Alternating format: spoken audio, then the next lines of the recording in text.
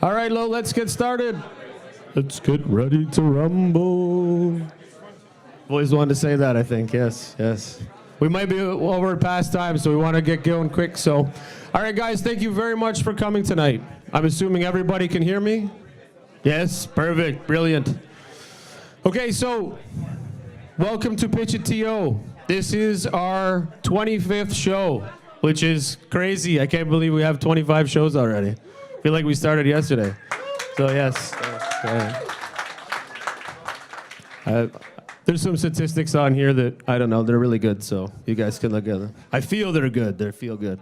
All right, so just because as we all got to get better at practicing little things, you guys are practicing your pitch and getting better at pitching advisors and pitching investors. I too had to work on something, which means I actually tell you guys my name, what I am about, I guess, for 2 seconds. So the nerve-wracking thing is I was never good at telling people who I was. So today I decided that I'm going to do this.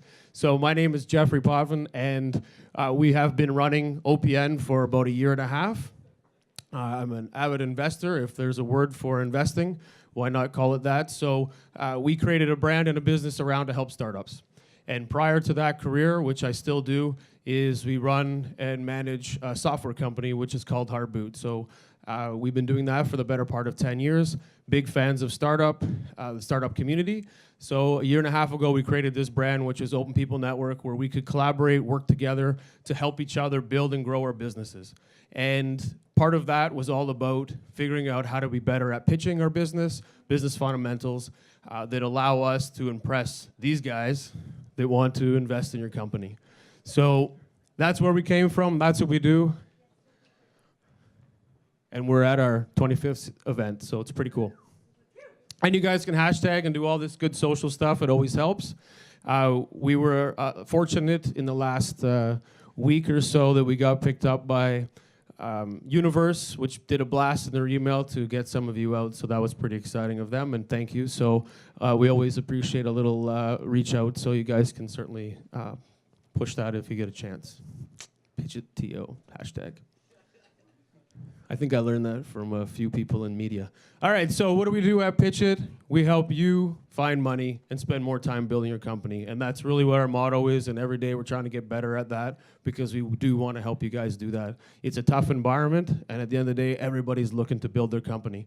How many people here are startups? How many people are looking for money? Wait, I said startups. I didn't say everybody put your hand up. Fair enough. So we're all looking for money, and some of us might be startups. All right, so we got to figure out the mix inside of there. That's good.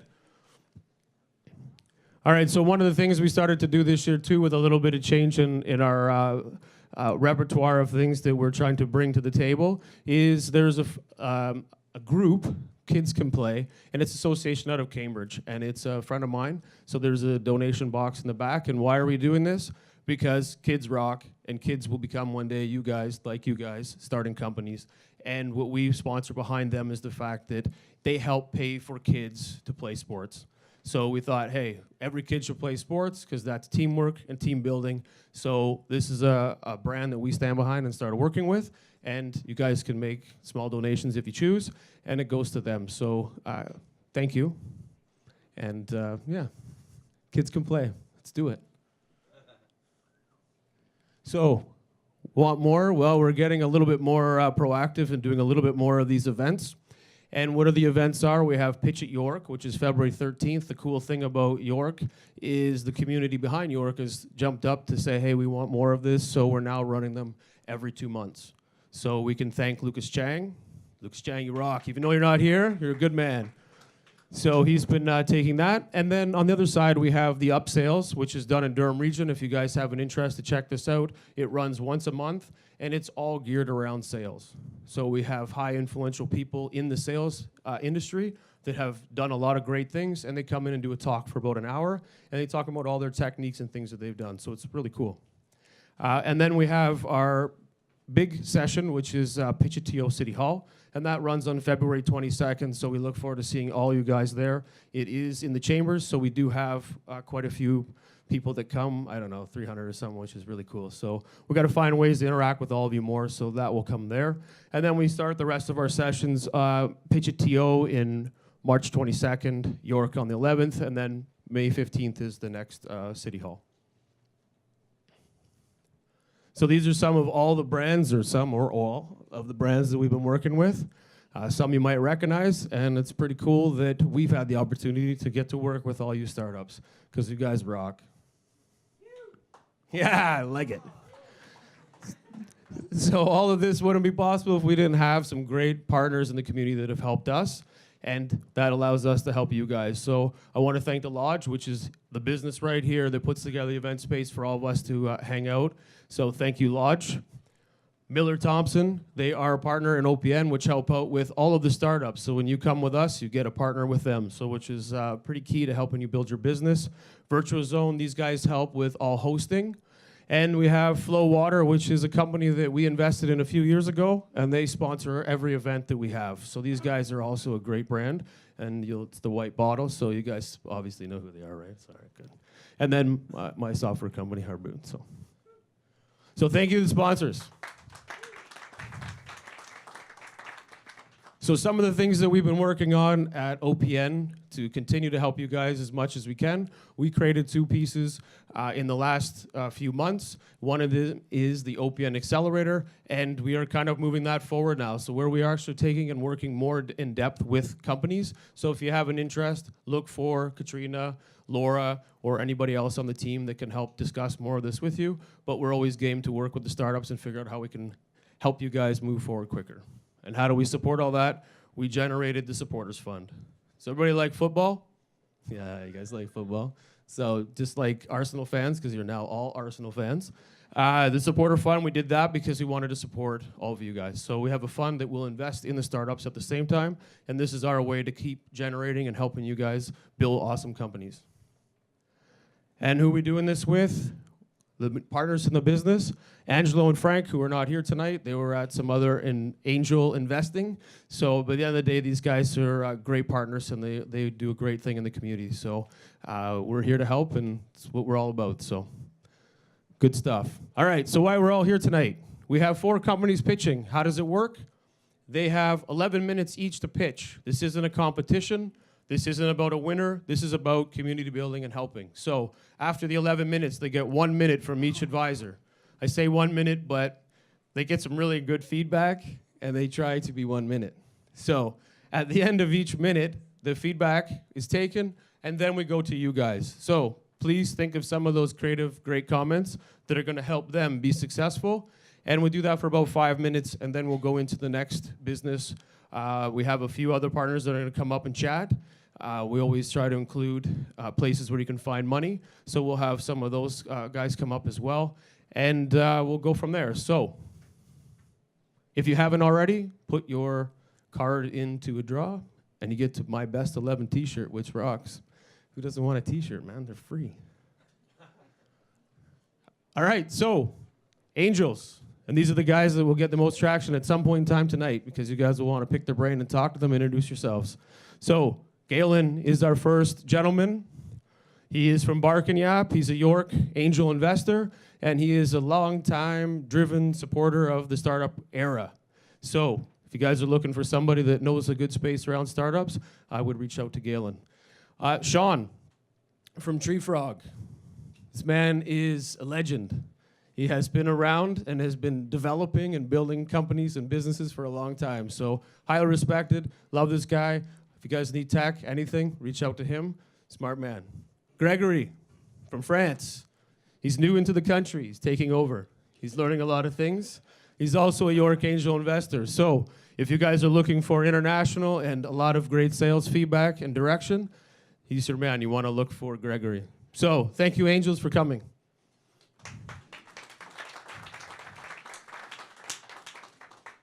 The next thing I'm going to work on is not pacing so much, but I'm trying, guys. I'm trying. I'm failing miserably, terribly. I can't stand like this. So here we are.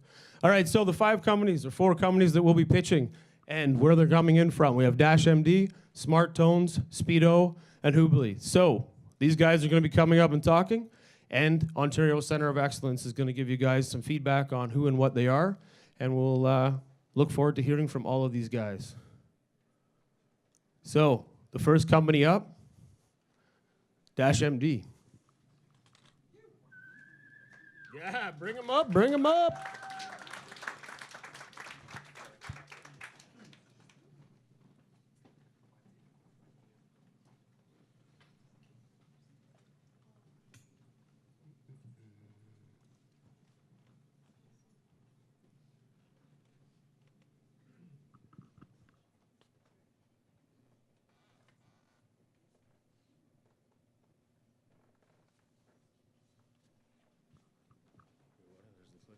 Alrighty. Just stab it at that. Okay. Great. Hi, everybody. Can I start? Yeah, you're on, buddy. Okay, awesome. Wait, we'll hit the timer. Okay.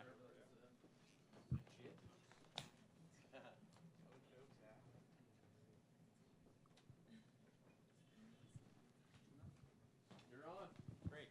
Hi, everybody. My name is Zach Fish. I am the CEO and co-founder behind DashMD. And the story behind DashMD begins a few years ago when I was a student at the University of Waterloo. And I was playing Ultimate Frisbee at the time. And as you can see, I'm not the tallest guy. And I jumped up against somebody that was 6'2". And that promptly resulted in this, which is a fractured leg in 5 different places. And as you can see from the look on my face, I'm enjoying some morphine in this photo.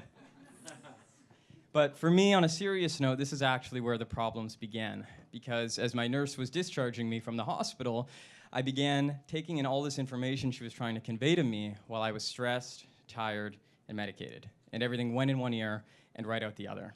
And as a result of that, I ended up developing a preventable complication I didn't know I had that progressed to the point that my leg was actually almost amputated. So it wasn't a fun experience at all. So we live in a disjointed healthcare system. I've personally experienced this. Each year, 475,000 patients die in North America as a direct result of developing preventable complications after interacting with our healthcare system. If you do the math on that, that translates roughly into 20 747 jets falling from the sky every single week. That's insane. It costs healthcare providers over $26 billion a year in the form of revisits and readmissions alone. So the current patient journey is broken. Patients, when they're in the care center, their doctor's office, the hospital, they receive a lot of structure and support surrounding their care, but as soon as they transition out into the community, they lose all of that. And that's where patients like me are most vulnerable of falling through the cracks. And that's why we've built DashMD. So at DashMD, we envision an ideal healthcare system, one in which every single patient is provided with a mobile personal health manager at the point of care, in the doctor's office or in the hospital. To date, we've helped thousands of Canadians more effectively manage and coordinate their care in terms of managing their medications, scheduling appointments, accessing care protocols that have been prescribed to them by their physicians, and just generally extending the quality of care and the reach of care outside the confines of the hospital or the doctor's office. So how would I have used DashMD when I broke my leg? In a variety of different ways. My physician gave me about 50 different pamphlets to take in as I was being discharged. I lost probably half of those. I would have been able to search for my care protocols through DashMD and find the instructions that I needed to help myself. I would have been able to identify that my symptom was abnormal instead of having it progress to the point that my leg was almost amputated. And when I got my cast off and ended up needing physiotherapy, I would have been able to find a physiotherapist nearby in my community, book a consult, and get the care that I need to help myself. So our business model, we have 3 different tiers of DashMD. Our first tier, freemium, we're free to care providers, and DashMD comes with advertising. We're free to patients as well. In premium, we turn ads off, and there's a per patient download cost for the care providers that we work with. And for the most brand conscious care providers, we provide our white labeled solution, which is the most brand conscious. It's fully skinned, fully customized for the care providers that we partner with. We also have 2 add-ons. The first is donations, so connecting happy patients to care provider foundations and facilitating the transfer of donation dollars. That's commission-based. And the second is patient experience surveying. Hospitals have to report on data points on their patients to government oversight organizations across North America surrounding how patients view their care center. And currently they do this just through paper. It takes months to complete and it's super expensive, about $8 to $9 a survey. So we digitize that and make it much more faster and economical for the care providers that we partner with. So So this is what the value flow looks like. Patients come into the care center, be it a doctor's office or hospital. They are given DashMD to manage and coordinate their care and recovery. The act of capturing that patient allows us then to capture health data from them and capture fundraising dollars, which we then siphon back to the care centers that we work with. So value propositions. For patients, recover better and more effectively. For care providers, save time, cut costs, and raise funds. So DashMD is a consolidator. We are bringing together a number of core components that haven't been combined in the context of healthcare before. These are care management and educational tools to help engage patients, access to community-based care to ensure that patients can find the support that they need to help themselves, and surveying and donation functionality. We are not a patient record or an electronic health record in any capacity. Those products are more focused on giving patients access to things like x-ray results or lab results. We're focused on engaging and educating patients and helping them transition from hospital to home. Competitive advantage. So we have a fairly unique revenue model. We haven't seen somebody that does freemium in healthcare like we're doing, which is beneficial to patients because it allows us to partner with a lot of care providers that don't necessarily have the budget to work with most software vendors. We're also ecosystem agnostic. As a hospital administrator, you don't want to partner with 50 different vendors for 50 different patient populations. We're live in emergency departments, maternity and women's health units, surgery, and we're in talks now surrounding oncology and cardiology as well. We can deploy faster than anybody else we've seen in the context of healthcare. This says 2 to 3 months. We've actually launched in a hospital in less than 1, although we didn't get a lot of sleep, so we're not going to do that again. We're electronic medical record agnostic. What that means is it doesn't matter what IT a healthcare provider is using. We exist alongside all of the different ITs that exist in the marketplace today, so it doesn't matter what information technology a care provider is using. And we don't get in the way. This is really important. If you add time to a physician or nurse's day, they will cut you out of the equation completely. We spend a lot of time working with frontline care providers to ensure that they enjoy handing DashMD out and we don't get in the way of existing workflows. And on the privacy and security side, we don't collect or track any personally identifiable health information from patients that are using our platform. We've done this strategically because it allows us to implement very quickly into care providers, and we don't let privacy concerns get in the way. So we've been getting a little bit of press lately. We were featured in Hospital News November edition last year, I think page 16, if you have a copy. We were featured by CBI Insights, a market research firm, as one of the 82 companies reinventing the practice of medicine, featured by the Journal of Digital Health in both 2016 and 2017 as one of their top 100 companies in the digital health space. And we were also featured by the CBC last year, but they went with a fairly dramatic headline about me almost losing my leg. So this is our traction to date. We have partnerships in place with about 30 hospitals across Canada currently. We're live in 8 in Ontario alone. We're expanding into British Columbia in the next month and a half or so with Fraser Health, 13 hospital health system in the Vancouver area. We're very excited about that. We have a number of exciting partnerships in place, including the Waterloo Wellington Lynn, who are responsible for 775,000 patients in the Kitchener, Waterloo, Cambridge, Guelph region. So we're going to be launching with them this year too, which we're very excited about. And we also have a working partnership in place with Medtronic, the world's largest medical device supplier. And we're starting to conduct some research with them surrounding congestive heart failure patients this month, which we're very excited about as well. Our team brings together a cross-pollination of skill sets, combining business, legal, design, engineering, and healthcare expertise. Our advisors are pushing us along the way as well. This is just a few of them. We have Tom Clausen, who's the former CEO of University Health Network and the Ontario Hospital Association. Eleanor Kaplan is our former Minister of Health here in Ontario. And Charles Holt is the former Executive Director of Boston, Harvard, and Yale Medical, and he helped draft Medicare in the United States. He's great. We have a number of great partnerships in place down here. We are affiliated with Mars. We are an OCE company. We graduated from the Next 36 in August of 2016. And we have a working partnership in place with OpenLab, a research institute based out of the University Health Network. We are currently raising our first round of financing, $500,000. This round is about 60% full at this point in time. Leads include Niagara Angel Network. We have a bunch of investors there, as well as OCE through their market readiness program. We're in due diligence with a few different angel networks across the province right now, and we're very excited to be here because these funds are going to be used to fuel the growth that we are currently experiencing. Care providers are demanding a better, more effective way to educate and engage their patients. And we want to use these funds to help us expand across North America to help as many patients as we can. Together, we know that we can connect the dots in healthcare. And also, we're hiring, so say hi. Thank you. Woo!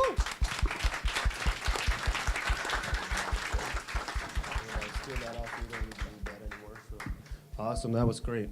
Okay, so, Angels, Greg, you want to start? Done. Hi. Great presentation. You are definitely touching a very major topic. Beside that, I'm very confused with your sales strategy. I didn't hear that much. You want to raise money, but when you talk about the partners, you are talking about partners, and in the business life, there are clients. So I'm confused with that, and I'm confused with your business model as well. Because do you make the money, or I mean, does it go through the B2B2C, or does it go straight to the B2C? So can you just answer to this point? Because based on that, I have another question. Yeah, sure. So we sell to hospitals and care providers and healthcare organizations that have the dollars to fund our healthcare system. So a very simple sales cycle would be we approach a hospital, they want to distribute DashMD to their patients, and in that case, there's a per patient download cost associated with them distributing DashMD. And so the hospital is our customer, basically. And for the add-ons, they're also paying us as well for patient surveying and donations as well. Okay, great. But then you you reinforce me in what I'm saying. I heard nothing about your strategy to reach out those ones. Meaning, even with the $500,000 you want to raise, how are you going? What's the cycle, the sales cycle? Who are the decision maker, the influencer? How long does it take? And what's your workforce around that? So for me, I would suggest you to work a lot on the sales, because at the end of the day, many companies fail just by lack of sales. Sure. And you've got a great product or a great solution. Now you need to deliver with the sales. That's my take. Okay, thank you. No more questions. Okay, just straight talk, straight talk. He got to ask a question. I want to ask a question. He's not supposed to talk. So. Right. Okay. Amazing deck. Clearly, this is a pretty mature deck. You're already raising money. So the reality is you're already kind of there. And from a maturity standpoint, usually, or many times, we see really immature decks. So this is obviously there.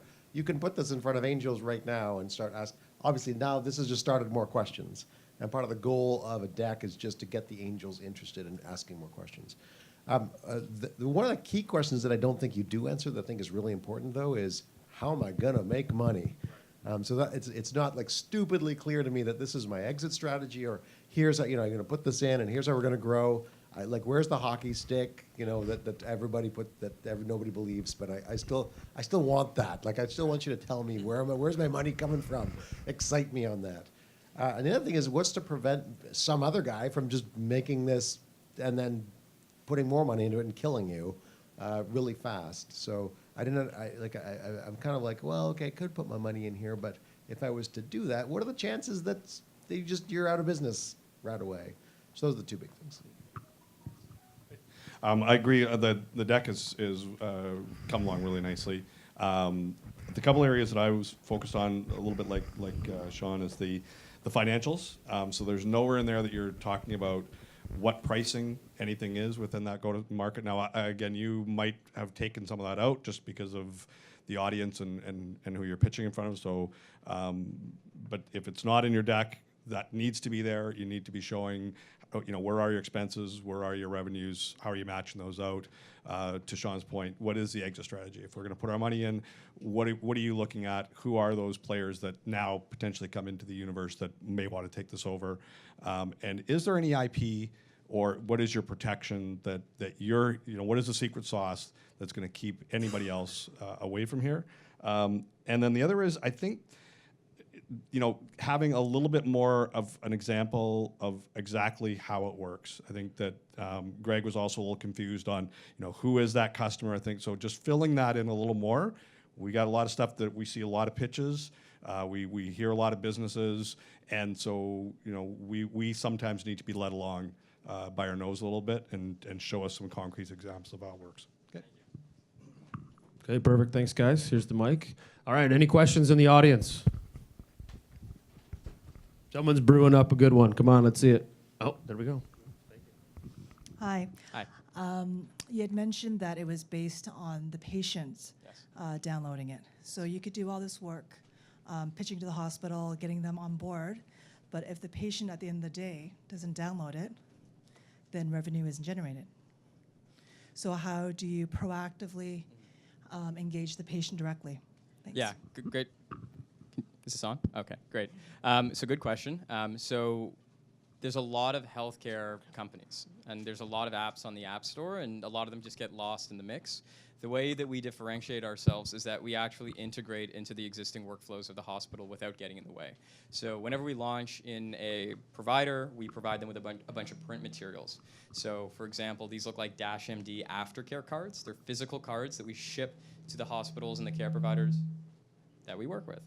And these are physically handed out to every single patient that comes into a specific department that we've partnered with. So as an example, Niagara Health System. They have 5 hospitals in the Niagara region. We're live in all 5 of their emergency departments. So every patient that's coming in there is getting a DashMD aftercare card and is being prescribed a particular care plan by the provider in that emergency department that the patient can then download. So look, at the end of the day, we're not going to capture every single patient, but we've helped thousands to date, and we're going to keep doing so.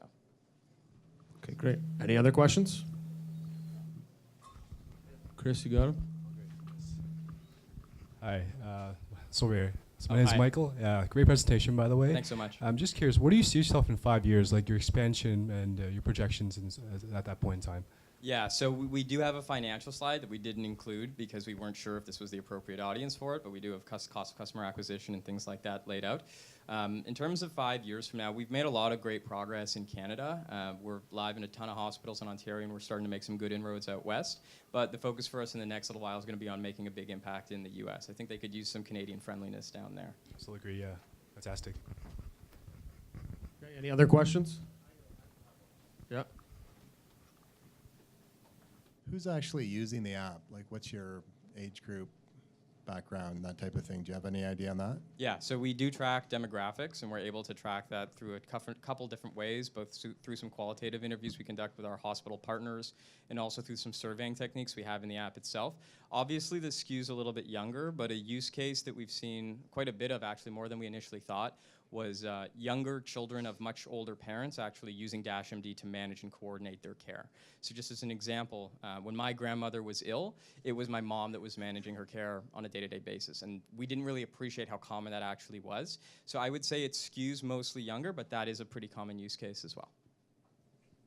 Okay, next question. Oh, hi. Hi. So question, what is the benefit for the hospitals? So did you do any testing? Do they attract more patients? Or like, I'm just thinking like, let's say I'm a patient. I'm going, like I go to the hospital to solve my problem. What is the benefit? Like, why would I go to this particular hospital that is partnering with you guys versus just going to my doctor and just like getting all this prescription and what I need to do? So just let me be clear. I hope you're not picking your preferred hospital just based off of No. DashMD, But I'm I'm just just trying- flattered. Just go to your I'm nearest just one trying if to you figure need out to. how you guys sell it to the hospitals. Like, what's Sure. their benefit? Sure. So we're moving towards a value-based healthcare system. So what that means is hospitals are incentivized, obviously, to care for their patients. That's why they do what they do. But the shift that's happening right now is focused on patient outcomes. So whereas the funding model used to be, okay, you as a care provider conducted 10 different patient visits and you were just compensated for those visits alone. Now the focus is on, instead of just caring for those patients and doing those 10 different procedures, we're looking at how did those patients actually recover? Were those patients readmitted to the hospital? Or did they have a successful recovery and they didn't have to come back? And the funding model from the government, from the top down for healthcare providers is shifting towards that value-based care model. So it's not good enough for you as a patient to come in and have been cared for. We actually are looking at what the patient journey looks like after you leave as well. So hospitals and care providers are incentivized to provide their patients with tools that better help them manage the recovery and educate themselves. Yes, so it's all about healthcare economics and the shift towards this new value-based healthcare system. Okay, so we got time for one question, and only because I feel like I'm going to sabotage what the question is, and I think the room hopefully will appreciate it. Based on the sales that you have now, the hospitals that you're in, how did you go about that, and why did they go with your solution versus building it in-house? And really, how did you get in the door? Everybody wants to know because we all try to fight to get in business. How did you guys manage this? So care providers aren't in the business of building software. That's not what they do. They're focused on caring for their patients. If there are opportunities for them to partner with vendors that can assist them, then they absolutely take the opportunity to do so. That's number one. Number two, in terms of getting our foot in the door, this was the hardest thing. So getting our first hospital took us 6 months, and we were just banging on doors. Once we got them, we were able to connect with a bunch of different advisors through cold calls on LinkedIn, and now they're on our advisory board, some of which you saw here. All of that is cold calls. So cold calls work, despite what people tell you. And our advisors have wide networks in the healthcare space. So they basically got us meetings with CEOs and hospitals we were trying to get meetings with for 6 months in a snap of a finger. So it's all about advisors, leveraging the networks and relationships they have to capture new markets and get into hospitals that we want to partner with. Okay, that's brilliant. Thank you. That was awesome. Thanks so much.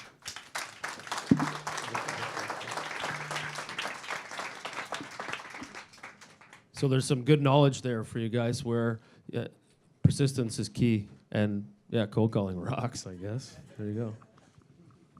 Okay, so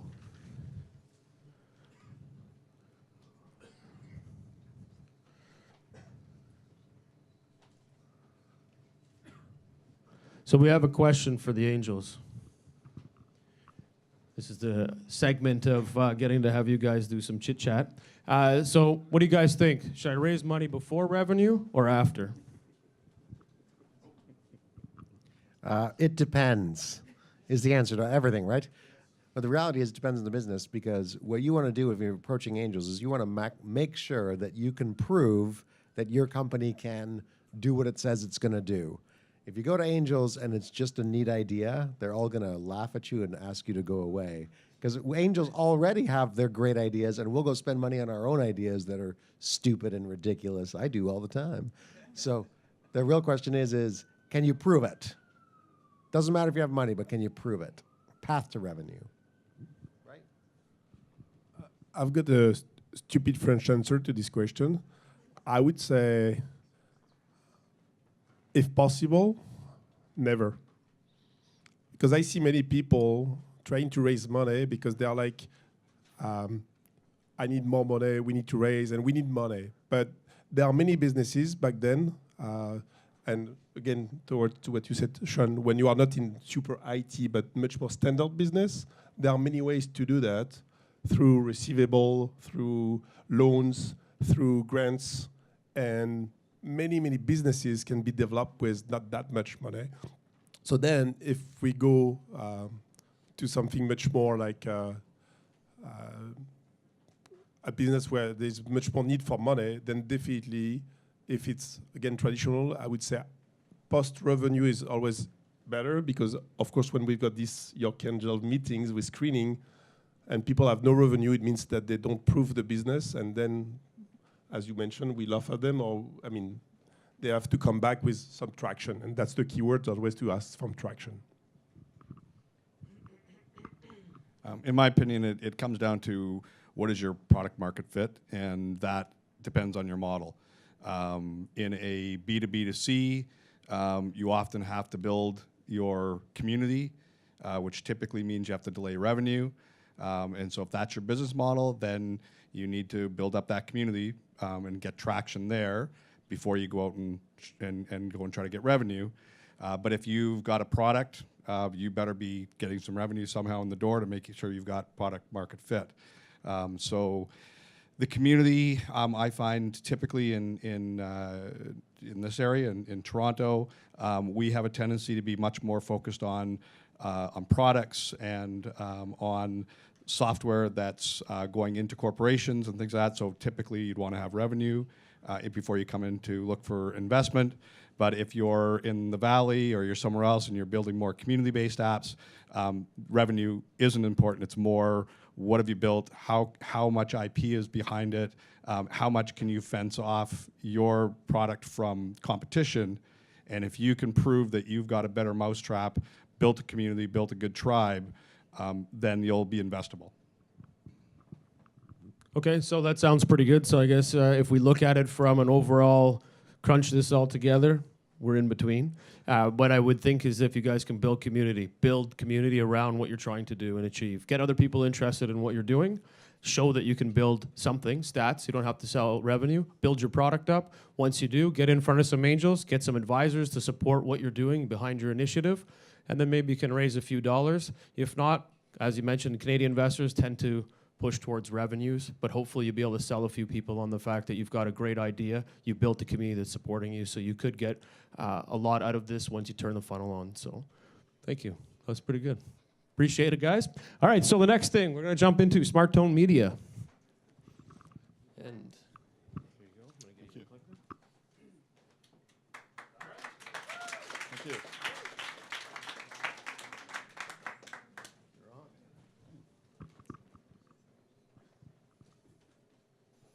Great. Good evening, everyone. My name is Daryl Hemingway, and I'm founder and CEO at Smart Tones Media. And we are raising $500,000 on a convertible note. And Southwestern Ontario Angels is our lead investor doing due diligence currently. So to give you a bit of background, I started out as a rocket scientist. This is my first job with NASA, doing astronaut training and mission control work. And then I finished a master's degree at MIT around the time that the Space Shuttle Columbia blew up, and decided that I would try new things as NASA was slowing down. So I joined Desire to Learn in the early days and helped build that up to the #2 learning management system in the world. I've had 2 other successful startups since then, and became a filmmaker along the way. And it was in making a film that I discovered this issue where people wanted more information from their content, but they couldn't find out how to get it. Has anyone ever watched a show and seen something they liked that the actor was wearing or using and wondered where it came from? Or have you ever listened to the radio and heard something go by but missed what it was and wanted to get it later? So this is the solution that we're presenting with Smart Tones. Things have changed a lot in the last number of years with the invention of smartphones and tablets. And so this is now the place where everybody does things. And so for us, Smart Tones are a way to connect people to that content. They're silent sound codes that we embed into the radio or TV or film, or even a live event like a concert. And they connect to your mobile device and to your favorite apps and website to trigger information for you in the moment, in context, creating shoppable TV and interactive experiences, taking the lecture-style broadcast one-way format into an interactive experience. And along the way, we're solving the biggest problem in advertising. And this was something I discovered after working on the film. In Canada, $5.6 billion a year is spent on TV and radio advertising with absolutely no idea if any of it works. At NASA, we couldn't do that. That's the equivalent of 20 shuttle flights. And if we didn't know whether the rocket landed, we'd be out of business pretty fast. So Smart Tones is basically a marketing platform that is a B2B business. We provide ROI and information to our clients who are broadcasters and brands on whether their advertising worked and whether that call to action took place. We're part of the Ryerson Futures Accelerator at the DMZ, where we've been for the last year, and we've been fortunate to win a number of startup awards along the way. I'll show you a quick video here from BNN that gives a visual. You know, if a picture says 1,000 words, a video must do 1,000,000. If that's loud enough here.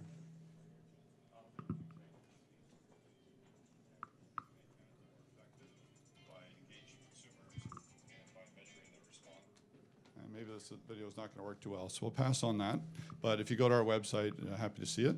We were grateful for Bruce Croxon to give us an endorsement, letting everyone know this is a major problem, and we may have a solution for it. So as I mentioned, our solution is to embed our software SDK into apps and to browsers that you might enjoy, like Sportsnet, for example. And in a television scenario, you might see that blue dress that you're interested in, and it automatically pops up on your phone. You can ignore it, you can swipe left, or you can take an action on it and find out more information, even buy it. Some of the other use cases we have are in our 4 verticals. In radio, as I mentioned, you may hear something that you missed and you want to know more about it. Right now, a contest on radio, the paradigm is to text this number to that number or call in to win, but everyone's got their smartphone in their hand. So we can do things like scratch and win on the phone right off the radio, making it more engaging, more interactive. In television, Walmart's one of the companies we have a proposal in front of to engage people more with their app, and they're trying to stave off Amazon, so it's a really interesting business. In sports, one of the new things we can do is predictive play. So in real time, before the play happens, the batter steps up to the plate, you can be asked to predict what's going to happen next. And if you're right, you might win a prize, you might get bragging rights against your friends on the leaderboard, etc. And at live events like concerts, you can be asked to pick the encore song or win different promotions like a backstage pass. All of this is about accelerating the path to purchase or path to action. The purpose for all advertising is to drive sales, but yet when more than half of the dollars spent on advertising has no ROI, no measurement as to whether it works, there's a big gap in the middle. And you can think of it now. If you see something you like, then the next step today is a big black hole here. It's up to you as the consumer to remember what it was you saw as it flashed by, and then take the initiative to go search for it. Get up off the sofa, go to the computer, search for it, hop on your phone, and you have to remember what it was called, how to spell it, not get distracted by the search results. If you get to the Walmart page, for example, now you need to find that one product out of the million products they have available, and then hopefully evaluate it and make your purchase. With our system, it pops up right in front of you. With one click, you can be on your way to getting whatever it is you're looking for. So in terms of implementing this, our product is a SaaS platform on the back end that drives the software that exists in the apps and websites. So this enables us to scale where the marketing departments at brands or the broadcasters can go in, encode their content, manage what happens on the mobile device very dynamically, and in real time measure the results. Currently today, in all but 5 cities in Canada, the results of TV show measurement by Numeris come out once every 13 weeks. So if you're a broadcaster or a brand and you want to know how you did, you have to wait till the next quarter to find out if that campaign had any success. And yet there's not even any measurement of your campaign. Only shows are measured. There's no advertising measurement in Canada today on TV and radio. This is something brands are demanding, led by P&G's CEO, who came out last year announcing they're moving $100 million back from Facebook and Google to television, but they need measurement. So this measurement business is growing rapidly, and that's our market that we're going after. Traction today, we have clients on the left and pipeline on the right. Again, it's a mix of broadcasters and brands. So in the market right now is a Tylenol commercial. We're ready to go on Sick Kids, Hudson Bay, and probably before March, McDonald's as well in Canada.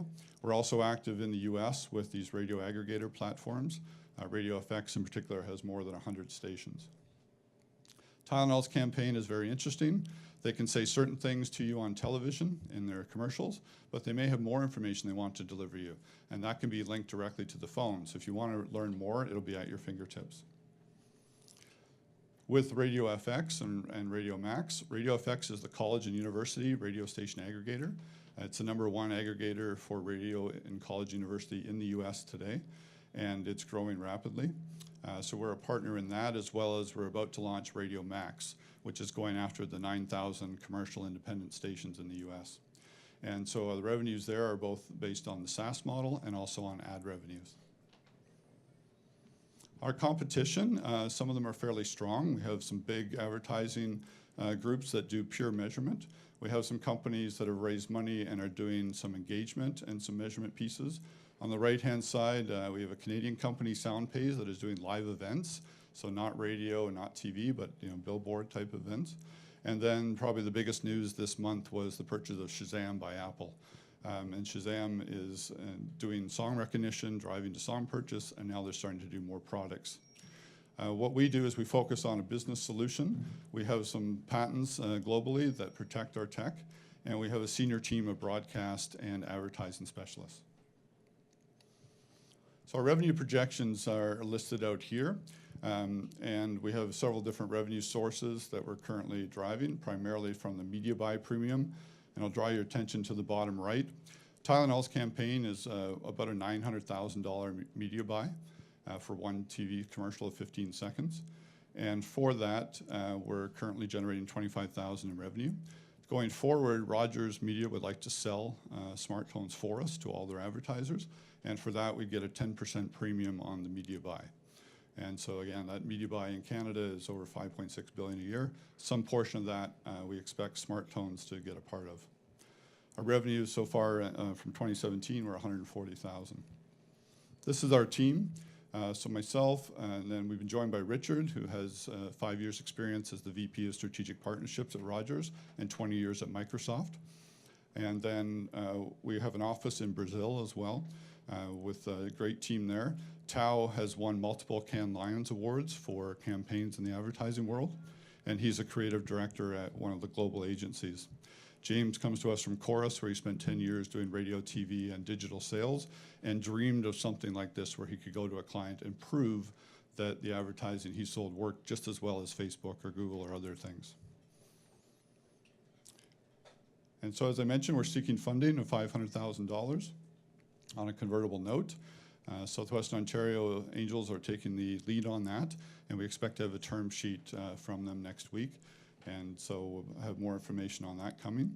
The use of the funds here is to complete the build out of our platform, including some AI components, which we're using to quickly scan a video and determine whether that product's available for purchase, and then send that to the consumer. That's an initiative being led by our Brazil team with a global network that has about an 80% market share in Brazil, one of the larger TV markets in the world. They have 81 million visitors to their website where you can watch the shows and catch up on the series, and zero revenue. So by making those shows shoppable, they expect to generate significant revenue there.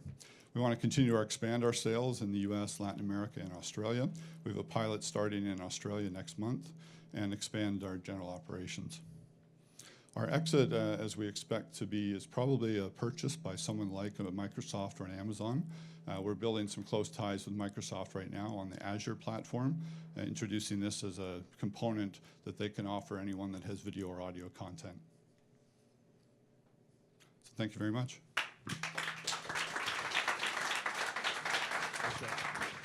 Okay, that was good. Galen, you want to start?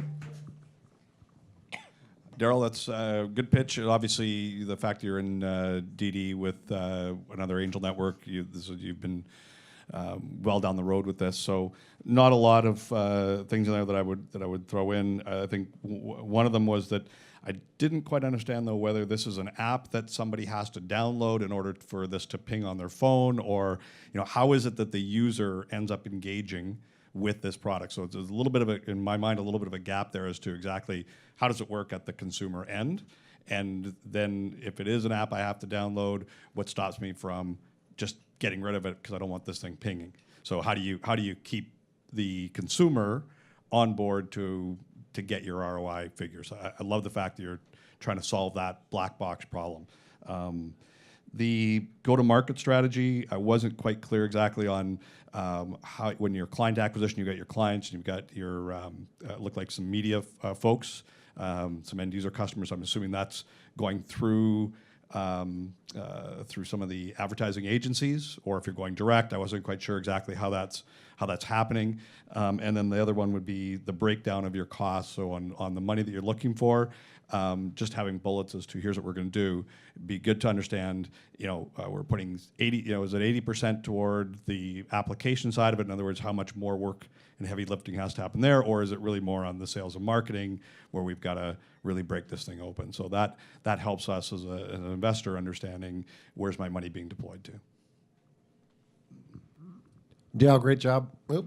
As he noted, I mean, this is obviously a super mature deck. You've shopped this out lots. You're already getting money out of it. So congratulations, great. I love the tech. What's interesting is, so I actually, one of your competitors came to the York Angels, I don't know, a couple of years ago. And so I'll tell the story. I think it's public. If not, I'm going to get in trouble for telling the story. So what happened is they came in and they gave a great presentation.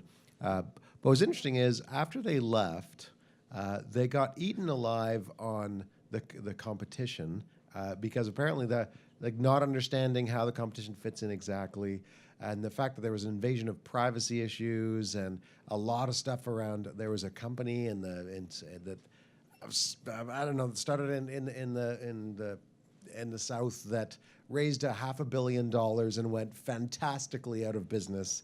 And trying to understand how you fit into that sort of reddish ocean which is growing. So it's funny, everybody freaked out and they didn't go in, like none of the angels went in. So I'd be fascinated. That's just an interesting story, is how can you lean into the weaknesses if you can somehow be super honest about the weakness, if the competition is a weakness, which I'm gonna guess at York Angels it would be based on what I saw. How can you use that as a strength? how can you turn around and say, look, we've got this one thing that's you're not gonna have invasion of privacy issues.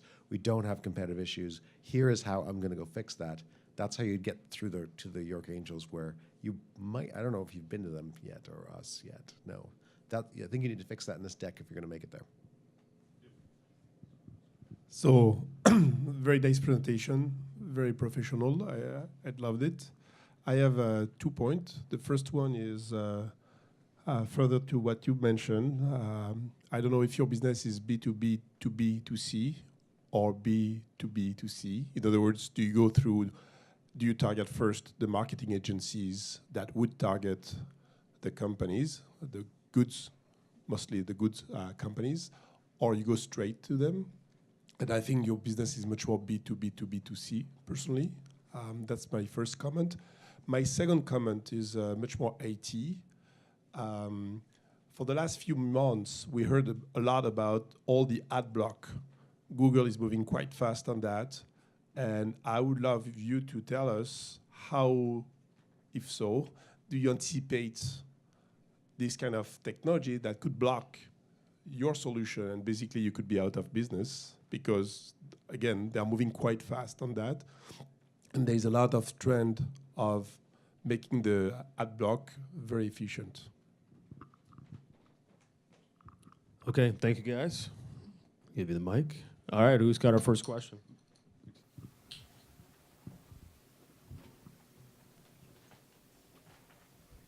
Who we got? Okay. Hey, Shabs here. It's excellent presentation, thank you. Thank you. What's your tech stack like in terms of the technology platform? What are you using? So we're using a combination of things right now between our platform and the partner platform, the Radio Max platform. So we have an MS SQL database for part of it, and then we're also building on Azure with the Java front end, and then we're combining the two together going forward. So we are primarily building the back-end systems, and then our SDK, which is both for Android and iOS, we put that into existing apps. So we have both of those pieces as well. And that way we avoid the issue of us having to market and get consumers. So we're a B2B business that way. Okay. Thank you. Just to continue on the question, so you don't have an app, you just build on the third-party app, or you have like, how do you exchange information with people that you work with? So we don't market an app of our own. We do have a demo app on the stores, the Smart Tones Media, that you can download and try. But our primary go-to-market strategy is to work with existing apps and existing websites, such as Sportsnet, for example, so that while people are using that website, then the videos that they're watching can trigger the smart tones to pop up, and they can take action on those moments. And that's one of the things that we're doing too to help adoption, is that we're delivering these pieces of information that are relevant in the moment and in context with what the person is thinking about at that time. Whereas all of the other advertising solutions to date have been based around indirect information about where you are, so geolocation, or they just throw random ads up at a website that block the article you're trying to read, which leads to ad blockers. And so this way, by embedding into related apps that are connected to the content people want, and then giving them relevant information that they want, or allowing them to pull that information to them, that's where we see the future going, is pull advertising rather than push. So we let you know the show is shoppable. You see nothing until you say, hey, I like that. You click a button and it comes to you at that moment. And we're looking at that too for integration with Alexa and Siri and Google Home for the same purpose. Okay, next question. Hi. So the end goal, I assume, is over here. Hi. So the end goal, I assume, is making the user buy the product. So are you incorporating any sort of comparative prices? So for example, a product that comes up on my phone, I can obviously go onto several sites and see what's the prices on the other website. So is there any comparative component, or are you working with, say Walmart or Amazon, so the person can buy only from those websites? So actually, we don't directly sell any products to consumers. We basically support brands like Walmart or CBC or Rogers in delivering whatever call to action they want. So sometimes it is an instant purchase. Other times it's a survey, it's a game, it's a promotion, it's a contest, whatever it is that they want to provide. So they take care of all the pricing for consumers and whatever that call to action is. And we're the delivery mechanism and then the measurement piece on the back end. Okay, next question. Chris, right in front of you. Hi, I'm just curious a little bit more about the little tag or whatever it is that goes inside the videos. Is it normally videos that that have a trigger inside that then leads to that dress that you might want to buy? Yeah, videos or audio. Yeah. So what exactly is the trigger, and how is that embedded? What's the process? So it's a silent tone that gets embedded in the audible range, but it's silent to humans and animals. And then that exists in that video forever afterwards. And then on the back end, we activate that if needed at any particular time if we want to do a call to action. So for example, we could encode It's a Wonderful Life, and then each year, Hallmark, for example, could offer a Christmas, a card message. In 2017, it would say, Merry Christmas 2017. Next year it would say Merry Christmas 2018, but the original video wouldn't have to be touched again. So we encode it once, and then it's able to be used over and over wherever it goes in the world. So there'd be a post-production on the video to add that extra track.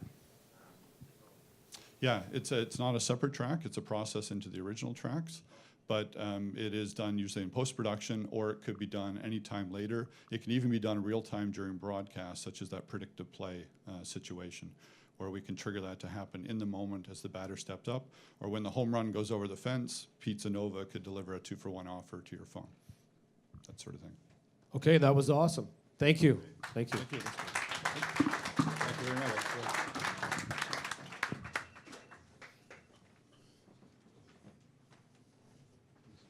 Okay, that was good. All right, so the next up.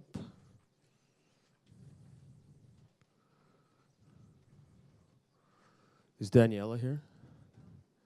Okay, so I don't work for the OCE, but I'm going to do my best shot. So the OCE is the Ontario Centers of Excellence. I'm like, what do those letters stand for again? And I actually have an ongoing, every 2 weeks I meet with Dan and we talk about all the startups, but sorry about that. So at the OCE, and you guys have to look them up, they're a great organization, government-funded organization, and what they do, they have multiple programs that they do to work for you guys. You can reach out. They have different series from investment. If you've already went to a round of investors and you have somebody, an accredited investor that invests into your business, and they invest up to $125,000, and the OCE sees this and they are impressed, they like your business, they will match. And they will do the same thing up to $250,000.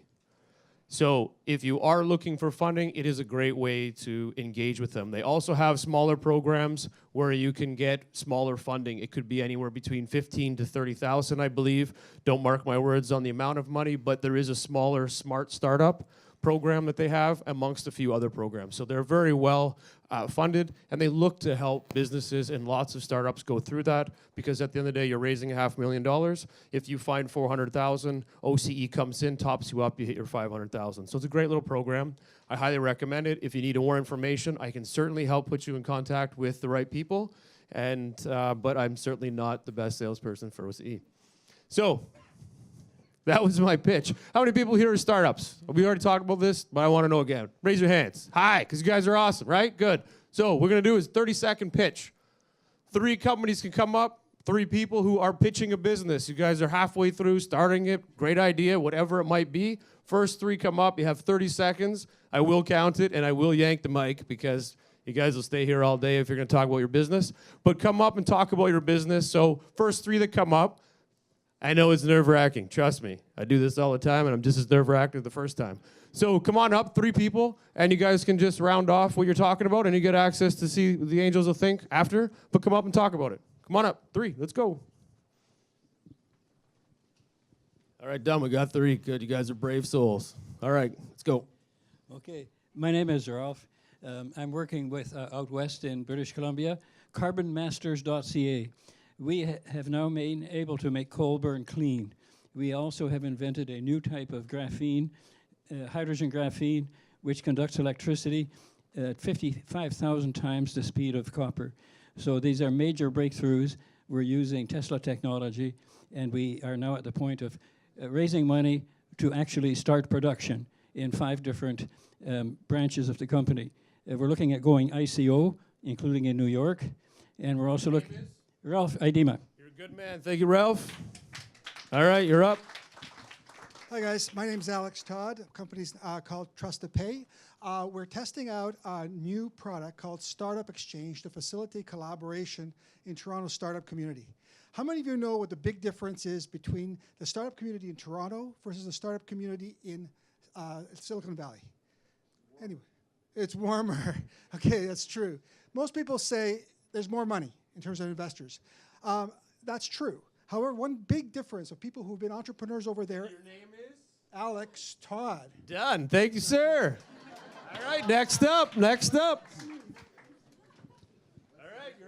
right, I'm a forensic engineer. There's about 100 of us in Canada, and when your building collapses, we're the ones that figure out why. We see a lot of repetitive failures, and we have easy ways for you to fix that, but most homeowners don't know how to do that. We have an app that allows you to take photos of the things that we know are going to fail and helps your insurance company pay less premium, pay less claims to you at the end of the year. $19 billion are paid out in premium in claims every single year. Is? Paul Okrutny. Awesome.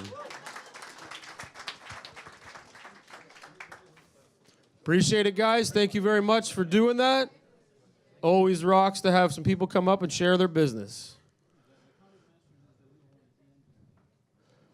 Speedo, you're up.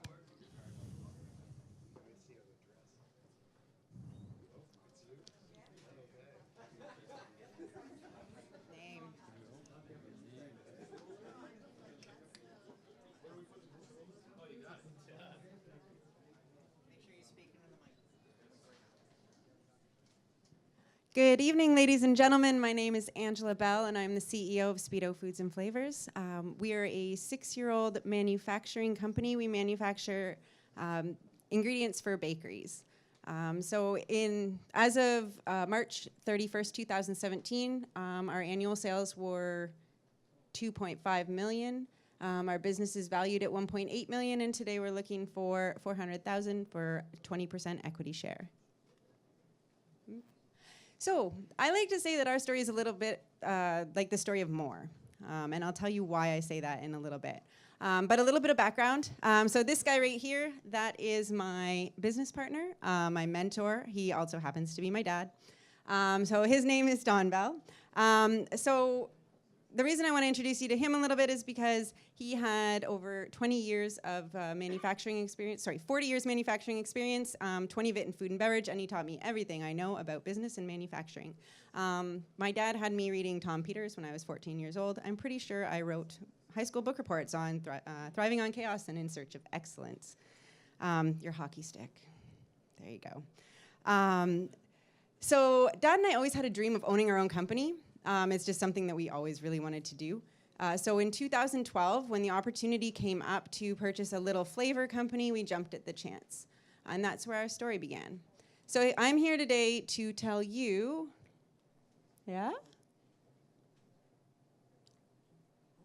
how we went from being a small company doing $200,000 in annual sales in a 2,000 square foot warehouse to a larger food company. Not an actual picture of my plant. Doing $2.5 million in annual sales in a 30,000 square foot warehouse in 5 years. And we did that by doing more. Sounds funny, but I'll get there. This whole concept of more is also what our competitors are doing wrong. So currently our competitors in the food and beverage industry are asking their customers to do more for them. They want their customers to buy more. They want them to increase their minimum order quantities. They want their customers to pay more. They want them paying higher prices, and they want them to do more. They want their customers to pick up instead of expecting delivery. But the problem is, what are these customers doing more for? So right now, the average bakery requires approximately 20 different suppliers with 20 different minimum order quantities to manufacture the products that they will then sell. And they've got 20 different salespeople knocking on their door asking them to do this more. our competition is literally pushing the customers away. They are saying things like, well, why don't you take your business to a distributor? Or can you increase your minimum order quantity?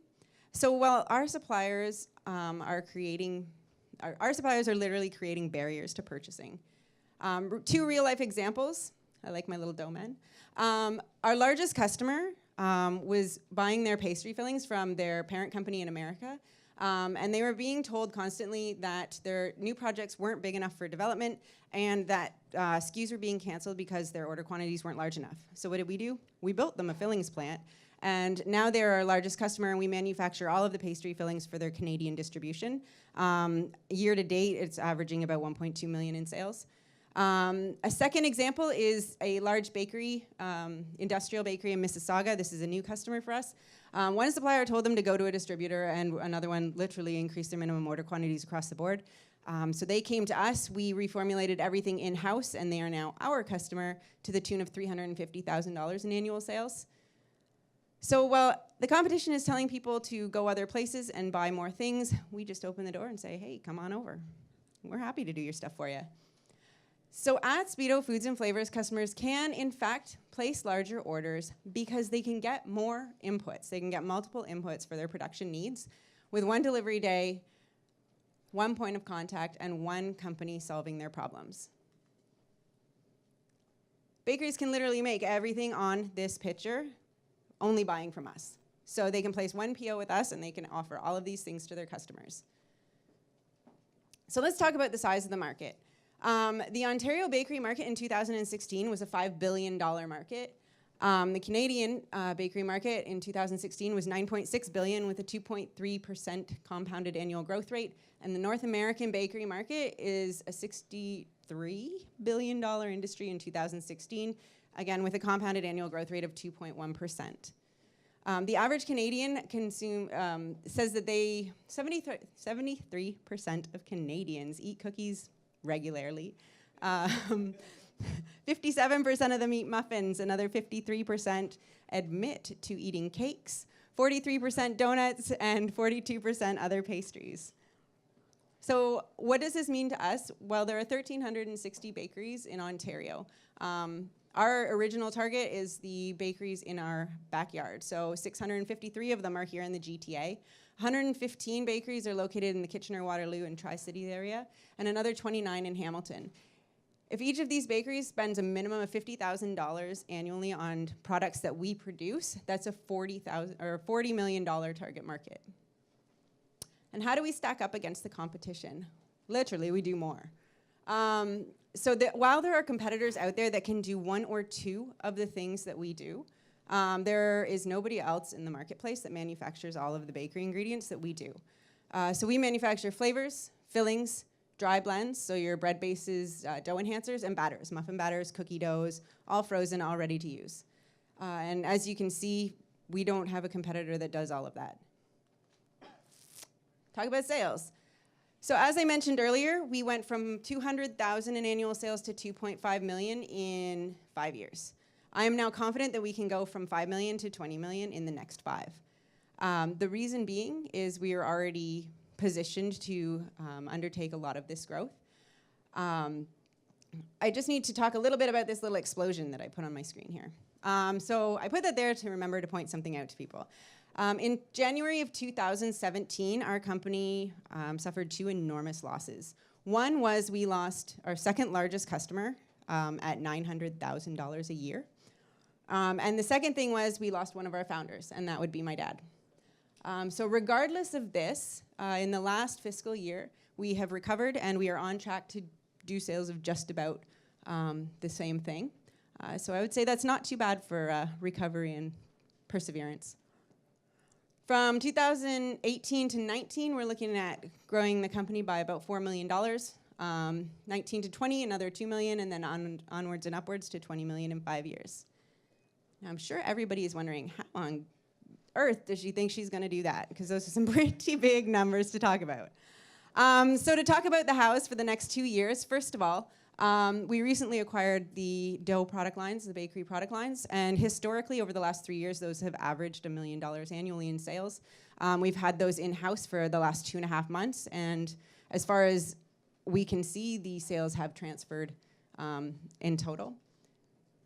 Our largest customer, our pastry fillings customer, has committed in writing to growing sales to $2.2 million annually. They're going to do that through increased volume on existing SKUs and the addition of new SKUs. New bakery sales, we currently have 3 different contract negotiations going on with 3 different companies for batters and doughs. If any, or when any one of them closes, each one's valued at $1 million in revenue. If all 3 close, we're just going to skip 2019, go straight to 2020.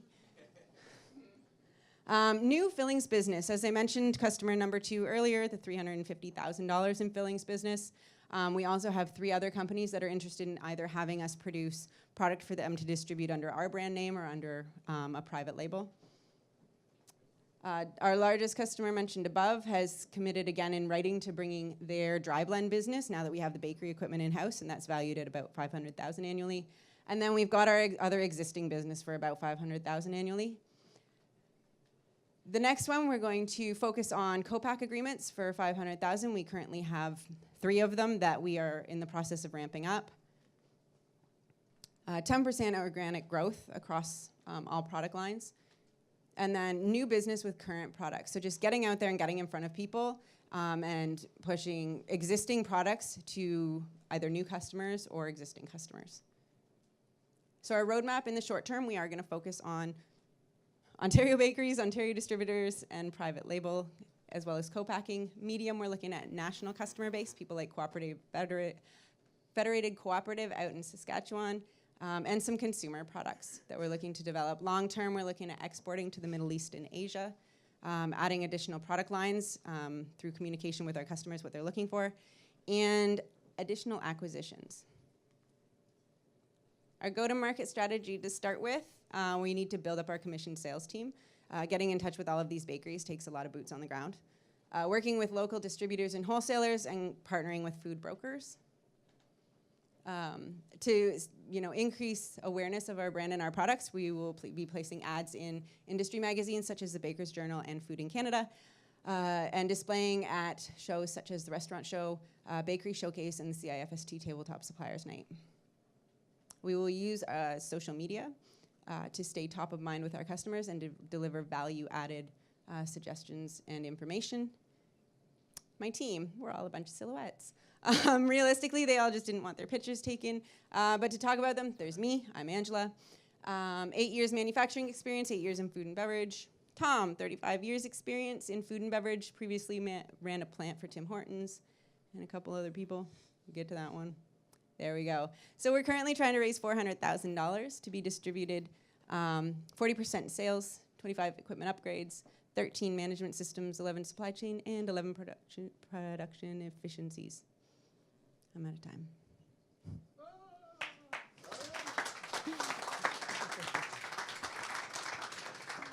You were speeding up there, so that was good. That was good. Don't worry, I think you got most of it out, so it was awesome. All right, this time I think you're starting. I'm starting. Great presentation. Thank you very much. A couple things right off the top. So I love the presentation. Obviously, this presentation versus a couple of the earlier ones isn't as polished. And I'd use the example of things like not paying for your stock photography. Yeah, that's bad. But also, just there's a lot of detail in this. So you're answering questions and you're losing everybody on really specific details where later it's not important. So that's like the tactical stuff. So I'm more interested in the higher level concept of when do you, if we're talking pitch it, again, pitch it for any investment, anybody coming looking for money. But you're not a startup in a classic sense. You're like a successful business that needs, growth equity. So yes, angels are potentially an opportunity for that. But really, you could get the same amount of money through something like BDC or some other mechanism like that. And so I guess one of the questions is, when do you know when you're looking for growth capital versus just good old-fashioned capital or a solid investor? So that's just an interesting question for the whole group, because although you could take this in front of a group of angels, I think most angels would look at this and say, okay, well, you just have a business problem you need to solve. You're not looking for somebody who's going to help you radically scale the business to grow it to $1 billion and then exit. So most angels aren't going to see, I get my 10 times multiple in 2 years. They're like, I'm getting into business with you. That's not what I'm in it for. So just a thought. Angela, I saw you this afternoon actually at York Angels, and I'm sorry to hear about your father. And I think that one of the questions that did come out, and a little bit to what Sean's saying, don't be afraid to say that the other piece, that one of the reasons why you're looking for this investment is that you're also looking for some sound advisors. You lost your partner, your biggest inspiration, and that's one of those things that is critical. And I think that that's critical for your success, and that sort of came out in the answers this afternoon, that that's important to you, is to have solid people around you, and that's what the Angels can provide because of the network that they provide. So that would be one of the reasons why you've done it. And don't be afraid to put that into your pitch deck. That helps explain your story and helps us understand why you're there and what you're doing. As far as some of the other elements, though, I think that looking at the number, so you throw a number on the number of bakeries, 1,360. Then you had a number of if they each sold 50,000, but you're not really breaking down that market to say, would all of those be able to spend $50,000 a year? What is the makeup of the bakery market? How many of them are super large bakeries, like the people making 4 Tim Hortons, and how many are just your mom and pop bakeries? So I don't really know that number, and I think as an investor, I'd want to understand what is the makeup of that market, and realistically, how many of those can you go after? And are you just targeting the whales, or are you targeting everybody down to the mom and pop bakery that needs to buy small supplies as well? So that just helps to understand that go to market, puts it all together in one package. And then the other is the roadmap. You put a roadmap on there, that's a little bit scary. Unless you're putting some funding around that, it may look like it's going to stretch you too far. When you start saying, we want to go international, we want to do these things, and that a lot of times is a killer for businesses when they try to expand way beyond where they should be, especially if you haven't looked at what does that require from a funding perspective.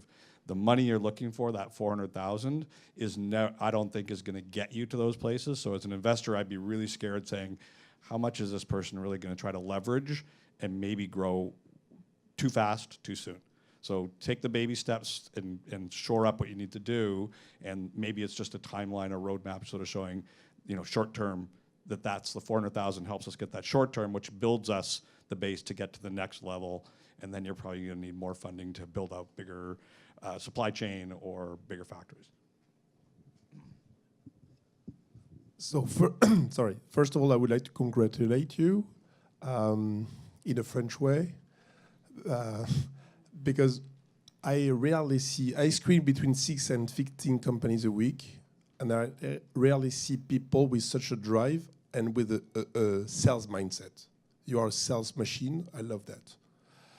This being said, and when I look at your presentation, I can't see it as a business angel, and even though I'm working with a VC in Toronto, I see it much more as a private equity thing, which shows me something like literally different. And I would like to raise 2 points on that. First of all, about the mistakes of the presentation. There's a huge one on this slide, for instance. It's not 20% equity at all. It's 18%. Sorry? But that's something critical, because when you show numbers to a freak like me, all of a sudden say, she doesn't understand the math. And being an amazing saleswoman, it deserves you. I mean, sorry, undermines. Thank you. Sorry for my English. So that's the first thing. The second thing is, because I see it from a private equity point of view, you gave 2 clients as an example. 1.2 million, 350, which means total 1,550,000 out of 2.4 million. That makes 62%, which means that you are very, very dependent on 1 or 2 clients. And this, I would definitely in the presentation point this out just to clean it and say, listen, the reason why we want to raise money and have a good advisor with us is because we want to be totally independent from client.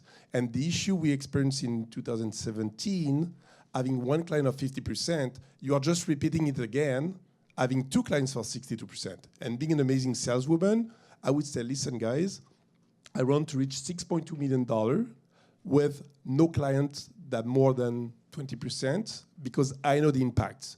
What I see here, you made a mistake having one client that was very heavy in your revenue, and you replace it by the same one. So that's my point. So a common business valuation is any client can never be bigger than 5% valuation. So if you have one client that's 50%, you have to take 45% of the valuation away from your company. The 5% rule. Good point. Okay, questions? Who's got questions? And advisors, man, you guys talk a long time. Couple points, then you guys can chat with her later. She's not going anywhere. All right, question. Hi. Thank you for the presentation. It was a great presentation. A little bit more about the numbers. You showed us your sales, but you didn't talk about your margins. Can you talk a little bit more about that and what's the trend on that? So our margins vary across the different product lines we have. They go anywhere from, work back from cost of goods sold, anywhere from 60% gross margin to 20% gross margin. And it varies based on whether we're looking at flavors or pastry fillings, whether it's a co-manufactured product or whether it's one of our branded products. So generally, I kind of just average it out around 40%-ish.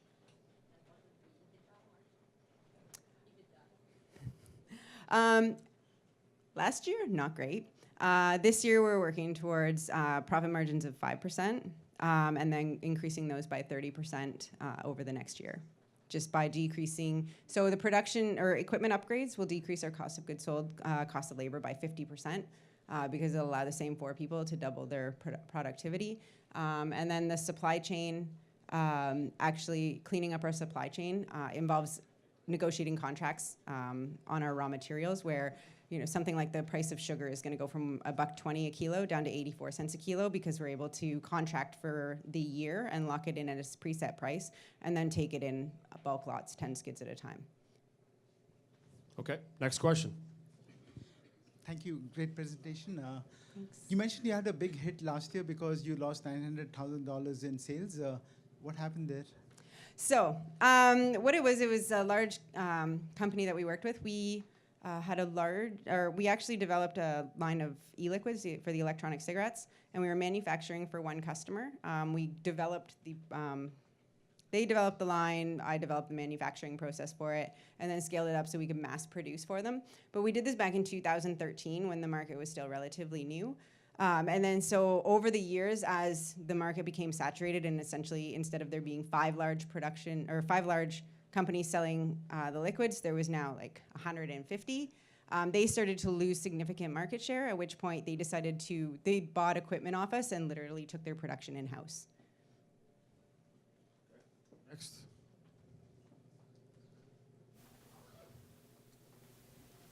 So in your outlook for 2018, who is your key salesperson and what is their focus on? Are you giving them a range of businesses between 100,000 and 300,000 because they're the ones you can take out quickly and you're just going to flood the market, have that person just knock on doors for the next 6 months? Or how are you seeing your target and how are you going after it? So what we're doing is we're splitting it up among 2 salespeople thus far. One is going after the larger industrial bakeries with average revenues between 10 million and 25 million. And then the other one is going after the smaller mom and pop type shops with typically sales revenues of between 400,000 and $1 million. They spend on average about 35% on their input costs. Hi, just a question on minimum order quantity. You were mentioning that you don't really have it, or it's like very minimal, you welcome everyone. So I'm just trying to understand how you manage this complexity. And the second question, so you mentioned the market growth is around 2%, though your organic growth is 10%. So what is the source of this organic growth, or why do you call it organic? Thanks. No problem. So to answer the first question, it's not that we don't have minimum order quantities. It's just that customers are able to meet ours easier because we have multiple product lines for them to buy. So instead of them having to go to a flavor supplier and saying, okay, I need to buy $1,000 in flavors to hit my MOQ, and then going to their filling supplier and needing to buy $1,000 to hit the MOQ, they can come to us and that $1,000 will get them a whole bunch of products. So they're able to hit it easier without having to keep large stocks of inventory in spaces they probably don't have. And then to address the organic growth, I based that on 3 of our largest customers and what their organic growth is. So for example, we have some fairly large industrial bakeries, and they grow a lot. And so that kind of pulls our average up above the market. Thank you very much.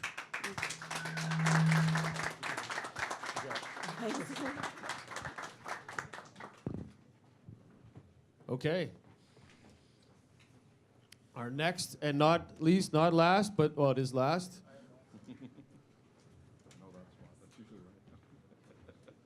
Hubbly, you're up.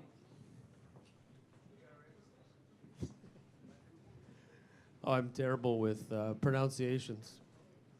It's my French.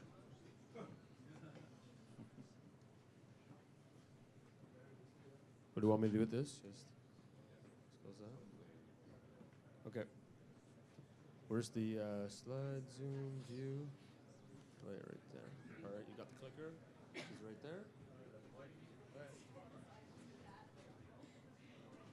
Hey, everybody. Is it on? There we go. Hey, guys, my name is Jono Landon. I'm the CEO and founder of Hubbly, not Hoobly, Hubbly. So what we do is we give schools a very centralized parent communication platform, but much more importantly, we give them an invoice management system. So just to tell you the arc that sort of got us to this point, back in 2009, I was working for an ed tech company developing a learning management system before ed tech was like a hot thing. And then did that for a few years, built that company, do about 3 million ARR. And then I was recruited out to do a social network, like a video-based sort of Twitter before there was Instagram. It's called Keek. I was director of product management there, and that was fun for about a year. And then that ed tech company brought me back. They made a recent business acquisition, and they asked me to take it over. And that's when I discovered the problem and the solution to parent engagement, which, if you don't know, is the holy grail of the education sector. So after a couple years of building this awesome product that got about 14,000 schools to sign up, that parent ed tech company sort of fell apart from an executive level, and this great product I was building was a casualty of war. So I went out and worked at a agency here in town, TWG, for a little while, and then I had my little side hustle was building Hubbly. So, kind of rebuilding this great thing that I already built, and so I had to kind of figure it out. Is it for me? Okay. So that takes us into to what it is. Private schools need to become competitive. The market is growing, especially now with the U.S. administration really, investing in private schools, and which is great. What that means is that they're becoming competitive. But these are businesses that are run by teachers. Nothing wrong with teachers. We love teachers, but they're not really trained on how to run organizations efficiently and how to make customers happy. How'd that go? Oh, wrong way. It's different than PowerPoint. Okay, so on average, schools spend per 100 students per month. They spend $35,000 on their staff just managing communication with parents. That's insane, but it's true. So what Hubbly does is we sit in between the school and the parents, and we simplify everything. We centralize the 20 various communication tools they try to manage, and we remove all the paper from the administrative processes, and we process all their tuition and all their other payments. And that's what Hubbly does. So schools love Hubbly because we reduce their workload, and we make their parents really, really happy.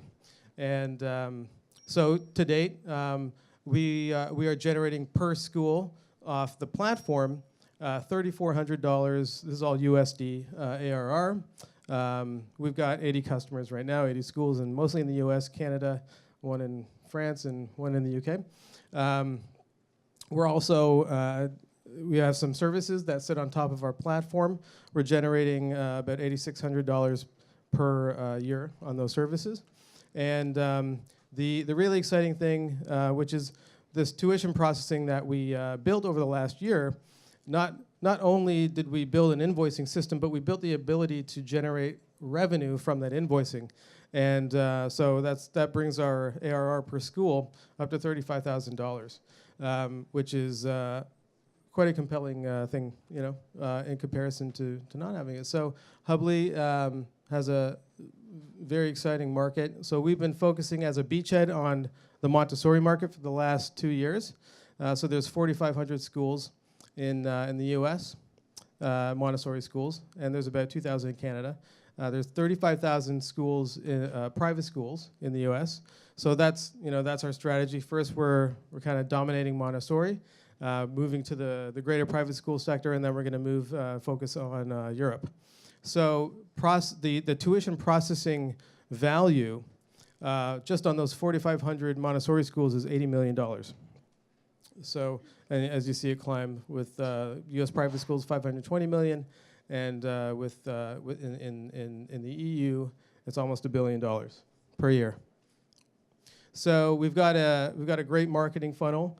We start with ad buy. We're doing Facebook ads into a webinar strategy, down to our sales. Cost of acquisition of a customer is $610, and the lifetime value is $90,000 with our payment processing. And so this is just a bit of a little timeline of milestones. We launched in January 2014. We raised, at 30 schools, we raised $200K, like a family, friends. We were at 10K MRR at the time. That got us to the point to really sort of test our marketing funnel and keep it, make it solid and consistent. And that brought us to now where we're at 80 schools and we've got 30K MRR.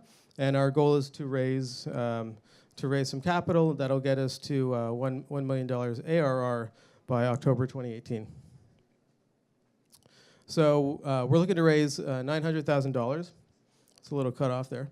That'll get us Series A ready, and that we'll be putting 400 of that into tech. So basically, developing the platform, making it easier to adopt and keep our customers.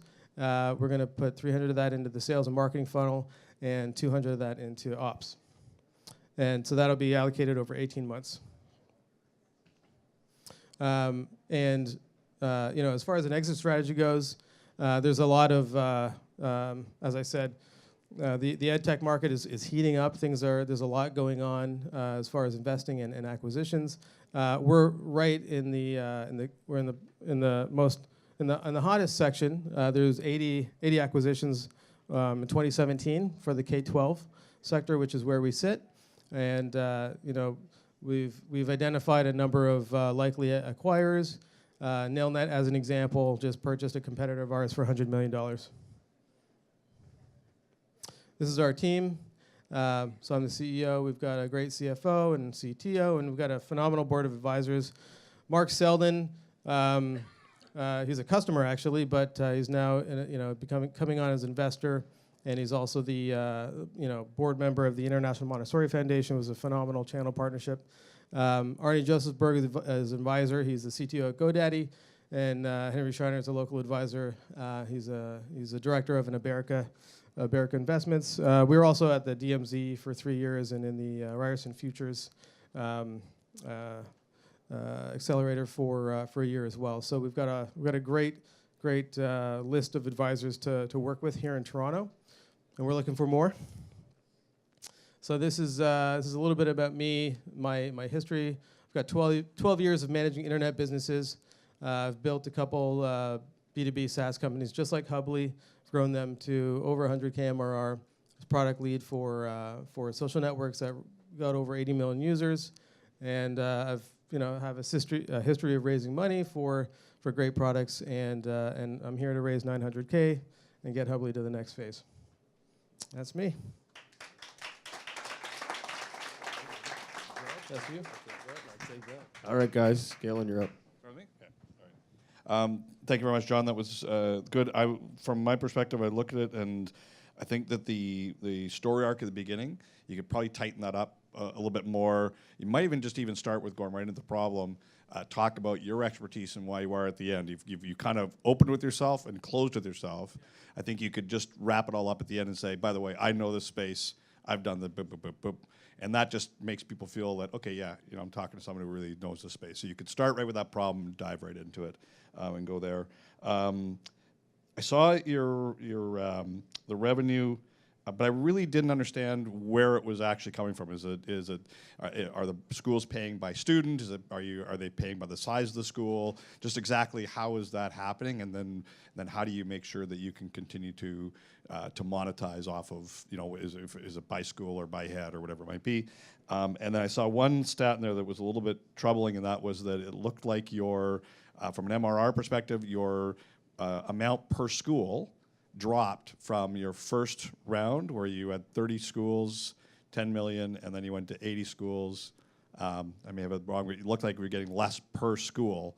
And is that the trend, that you're actually getting less per school? I think if I looked at your number, it looked like it was going down on the revenue side. I'd have to go back and look at that. So great presentation. First thing I would say is a great start, but it's not pretty enough, just the presentation in general, so you know that. Go work with Buddy over there and make it look pretty, because you want $1 million, but I'm like, dude, at least go to Fiverr and pay $5 to make the fonts look nicer. Yeah, good on you, good on. Hey, good answer. He should say that, he's allowed to talk. One of the things that I miss, there's a lot of great numbers in here, but I really love the passionate story of like what you're doing differently than everybody else. Like and anybody with kids, or most angels have kids in a private school, and they all know there's blackboards in their minds and all these there's competitors everywhere. What are you doing differently that like Blackboard are ruthless, salivating goons? They don't want to buy you for the fun of it. They want to buy you because you're doing something that nobody else is. And I sort of get that. I'm like, okay, this is just another communication tool. So that part I missed in the presentation. I know you got it, or you wouldn't be selling it. Further to what you just mentioned, Sean, I would have loved you to explain how you differentiate yourself from the competition. Your market is super busy. For me, and I don't want to be rude, but maybe it's a language issue, I see many solutions like that as a commodity. I've got a daughter in France, and I'm living in Canada for the last 4 years. They are using a competitor, and it's exactly like this. There is nothing different. So I see it personally as a commodity, and I would have loved to see like where do you differentiate yourself? Why people will go to look after you? The second thing is you just mentioned to Jeff, I was too busy. I was making some sales. I don't see anything about the strategy, the sales, how you target the schools, how do you do that? And because I'm not so mean, I'll give you a tip. The best way for you to reach the schools is you're going to look at a company in the US named MDR. You know them? That's the first database company in North America for schools from K to universities. They've got everything. It's a subsidiary of Dun & Bradstreet. And if you want to engage with them, I can give you some contact there. But they've got all the schools in their database, and if you want to engage as a marketing, email, whatever, they can do something for you. Okay, thanks, guys. Mike. All right. Mike. Okay, who's got some questions for us? Okay. Hi, thank you for the presentation. One of the questions that I would like you to answer is the ones that investors ask. What's the difference between you and the competitors, and what's the benefit for parents as us having the kids and using your system? There is a level of commoditization in the marketplace. There's a lot of competing competitors on a feature by feature level, but we actually wrap them all up into one platform. There's not a lot of competitors on a platform level. There are some. But the way we differentiate ourselves is we've actually built a private social network. So I didn't really get into the product, focused on the business metrics. But our core product is a private social network for the school, and we basically we focus on the features. We make a great communication platform for the parents, but what we learned was we needed to build features that alleviate workload from the school administration, who is our decision makers. So our marketing, our content marketing is really heavily focused on training these school administrators and giving them webinars and educational opportunities to figure out how to do their job, because they really don't know how. And and by doing so, like as an example, we're now creating a course that's going to be giving Montessori administrators an accreditation that's never existed, and we're going to be creating that through the International Montessori Foundation. We're going to actually be Hubley, and Jono is going to be the actual course that's going to accredit the administrators. So they're gonna learn from us and then use our tool afterwards. Okay, good. Anybody else? Questions? Bond, can't sit on your hands or stand on your feet. One of them. Oh, there we go. Hi. One of my question is, I noticed you have a lot of your market was in the U.S. and not in Canada. Yeah. And is that one of the reasons because the Canadian private school tend to be nonprofit organizations with the challenge to invest into your product? Actually, no. Most of our because we focused on Montessori, again, it's just a beachhead to be able to have a bigger impact on a smaller market. But that's why we're so heavily in the U.S., because we've been focusing on Montessori rather than a particular geographic region. Most of them are also nonprofit, but they have a budget, and these are organizations, and ultimately they have to spend money efficiently. So whether they're nonprofit or private, they're still or for profit, they're still private and in control of their budget. Okay. Any last questions? Good. So are you saying that Montessori is your primary customer? No, there are marketing strategies. So it's a beachhead into the whole private schools, market across the world. Well, we're going to take over the world. So Montessori is just the first victim. Sorry, anybody else? So in your 2018, as you guys are moving forward, where do you see your biggest challenge? Is it competitors? Is it outreach? What are the things that are slowing you guys down? Is it your system? What are those hard pieces that you guys are trying to fight now? It's actually our customer. They're amazing people, but they take a lot of training to get them successful with a platform. So we're raising money so that we can turn our really helpful, powerful platform into something that's so easy to use. They don't have to remember how to do anything. They can just log in. So we're really working on a user experience improvement, so right now we can far outsell our ability to successfully onboard our customers, because we have to train them so much, and we have to charge them and get them to the point where they're actually having success with the product. It's a lot of one-on-one training with our support team. So at that level is not scalable. The technology is great, but just we need to get the user experience to the point where we don't have to do so much hand-holding, to get these customers up and running. Okay, good. All right, thank you very much. Thanks.